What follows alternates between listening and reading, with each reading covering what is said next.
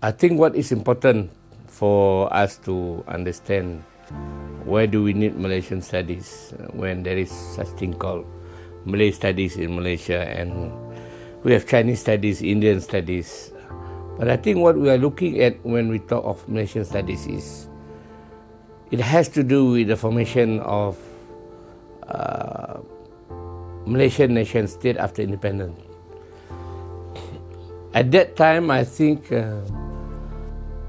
every country want to have its own identity, and part of that is the knowledge identity. Knowledge identity simply means that the education system, the culture, and the society background has to be explained clearly, almost detached from colonialism. Yeah? You can see that in Southeast Asian country, we have Thai studies, we have Indonesian studies, we have Philippine studies. Now, the origin of Malaysian studies is not Malaysian studies. The origin of Malaysian studies, which means that we have to separate between Malaysia as a reality and Malaysia as a form of knowledge. So, Malaysia in reality, or Malaya in reality, could be understood in three phases: pre-colonial, colonial, and post-colonial. And each of these phases has its own history, structure, and biography. Biography in the sense that people, individual, families, and society. You know? So what happened is that the source of knowledge of these different episodes or phases of our history are written by different people. Even the history, they are not all writing about pre-colonial history. Some writing about colonial history, some write post-colonial history. So they are experts in different fields.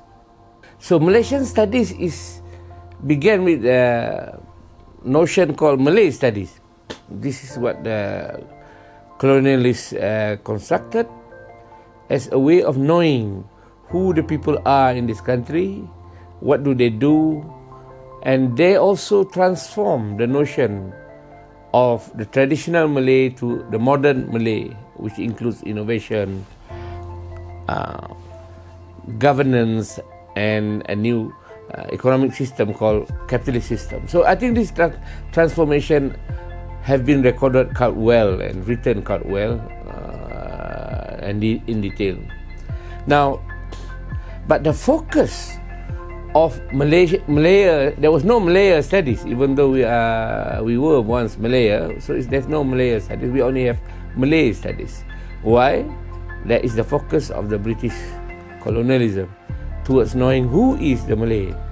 What are the Malays? What do they do? How do we influence them? How do we make them part of our system of governance?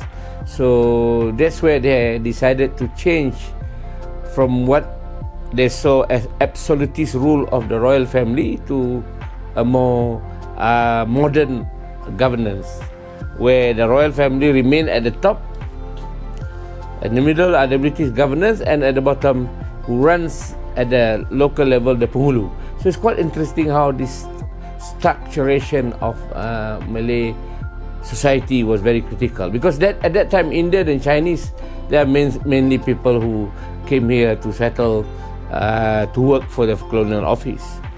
But there were of course Chinese and Indian before the British came, but they came on their own as traders and commercial people. Yeah. But the majority of the Chinese and Indian came when the British imported them for purposes of development in the country. And until today, we are talking about how Chinese Indian contribute to the development of Malaysia. When the University of Malaya was set up, what they had was Malay studies. They also have Chinese studies, they also Indian studies. These are interests of the British, responding to what I could say, not dissimilar to how the School of African, Oriental and African Studies in London. Now, after that, what we saw, this is what I said, Malaysia and Malaya as a social reality Malaysia and Malaya as a form of knowledge, they are quite different. Quite different in the sense that the knowledge is not able to capture everything what we see in reality, because the society and reality always moves faster than our effort to record what they are. So therefore, it's always a gap. It's not, if it's not a historical gap, it's also an analytical gap in a sense, because Malaysia as a knowledge is framed into particular form of analytical tools. So it's not necessarily they are all the same. They are different. So I think this is the fact that many people who study Malaysia doesn't see, that what they are doing and contributing is to contribute a little bit more to the Malaysia as a form of knowledge, not Malaysia as reality. Malaysia reality that I live and all the Malaysians live in are quite different than Malaysia as a form of knowledge. So because Malaysia as a form of knowledge is structured around the nature of knowledge, discipline, orientation in terms of language and so on and so forth. But in reality, it's what we see every day in various forms, and that is why in some sense Malaysian studies become very important, because they move from Malaysia as a form of knowledge which is based Malay studies, but has become expanded to include a lot more than just Malay studies. So I think this is where Malaysian studies that we saw after independence. But there's always this difficulty in navigating between Malay studies and Malaysian studies, because there is an assumption that Malaysian studies should be in a bigger, the Malay world. So that is this complication interaction between what I call Malay studies, Malay world studies, and Malaysian studies. So why is there this competition? Well, it is partly because of the way university is organized, bureaucratized. So it's much easier to look at the university as in terms of knowledge formation. So there was social science, there was science, and we don't know what is the component of Malaysian studies in a sense, because it could include science as well as social sciences. So this is where there is always a struggle for people who want to enforce Malay studies as a knowledge form, because of the variety of what constitute Malaysia as a knowledge. But Malay studies is quite simple in a sense, because it's basically literature, culture, and language. This is how it is seen. So suddenly between Malay studies and Malaysian studies, there is a boundary issue. Where does Malay studies start and end, and when Malaysian studies starts and end? So I think this is where we find Malaysian studies, while we don't feel Malay studies should be just dismissed, but I think Malay studies is so critical in providing what now the core of Malaysian studies, because it reflects the demographic of the country also. So, but what Malaysian study does is the contemporariness of Malaysian study that goes beyond language, literature, and culture, economics, education, and political relations, and so on. So suddenly Malaysian studies has a larger, different role than Malay studies does. So if you see at Malaysian studies, this is why I call Malaysian studies as a game changer, because it is able to provide contemporary as well as the story of the past.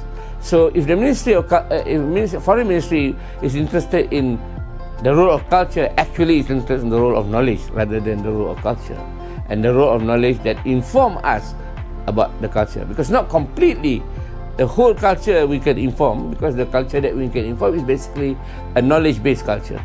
So the culture in itself, including the way people make tempoyak and all this, they can't register that. They don't have that. Even though the British tried to record in jambras how to make keris, how to make house, how to create architecture, but they cannot have all the knowledge about the country written that way.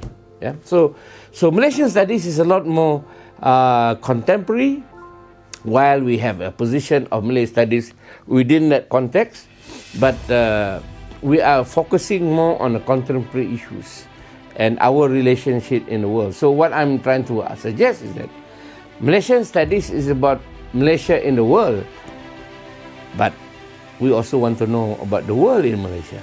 So this is the interaction between Malaysian studies and the world, and as game changer. As much as we are involved in many world organization or regional organization, how do we fit this? What do we have as a material to actually be put on the table about the country?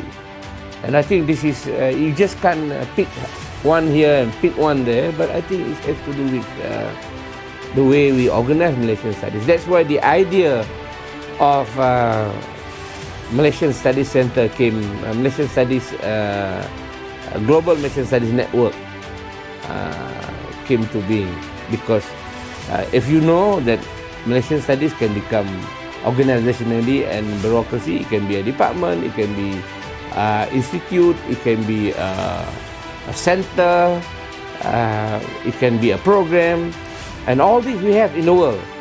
In Japan, we have Department of Malaysian Studies in the University of Tokyo University of Foreign Studies. So it's in Beijing. So in Melbourne and Adelaide, they used to have Malaysian Studies program, Malaysian Studies Center. In Canberra now they have Malaysia Institute. So we have a variety of organization, not knowledge, but organization of the presentation of knowledge, and it's the way it is, the way the knowledge is passed on to undergraduate students and postgraduate students. And we know that in Moscow they have one of the active Malay studies, Malay Indonesian studies. So that's why in Australia we have Sydney Indonesian Malay studies, in Melbourne Indonesian studies, and so on. So we can see the reflection of this Malaysia and Indonesia is related to the language. Bahasa Indonesia, bahasa Malaysia, atau bahasa Melayu. So I think this is what we see today, the contestation between Indonesia and Malaysia over bahasa Melayu is a reflection of the need for Malaysian studies to allow us to convince that while we call them bahasa Indonesia, but the root is still bahasa Melayu. So in some ways, I think if the Ministry of Foreign Affairs can be involved, but they cannot be involved in this because they are not able to talk about Malaysian studies. They are only about Malaysian diplomacy. But what is Malaysian diplomacy if it is not constituted with ideas about what we have in the country and how we match these differences between us and our brother Indonesia and Singapore and Brunei, because all of them are in the Malay world once before the colonial came. So this is where Malaysian studies become a very important hub in the way we look to Malaysia. So at first we have this idea being mooted when we were invited to Australia, to Australian National University, to have a cooperation. So the first Global Malaysian Studies Network was in Australia, and we have funding for all those. But then lately, as a result of changes of within the Malaysian government and situation itself, which needs Malaysian studies to experience, and we decided to have the Global Malaysian Studies Network be located at UKM itself, so in Kita, because we were given the mission to study all the chairs of Malay studies around the world, including in Korea, in Europe, and in US, so in China. So I think the role of Malaysian studies is becoming bigger and more important as we want to make our presence felt, not only in ASEAN but also beyond ASEAN. And that beyond ASEAN is the one we have not developed in big scale. We have developed in spotted areas, like in where the chairs are. But now I think we need a little bit more proactive and also forward looking in the way we organize our Malaysian studies. So I think It is very important for Malaysian studies to be given a more central role in the way we run this country locally or internationally. How do we explain what happened in this country to the world? This is also very important, because I have heard that European engineers and technical people from Germany would say that I have nothing to learn from Malaysia about engineering, but social engineering in Malaysia is what we want to learn from. Now that is, for me, captures the importance of Malaysian studies. Thank you.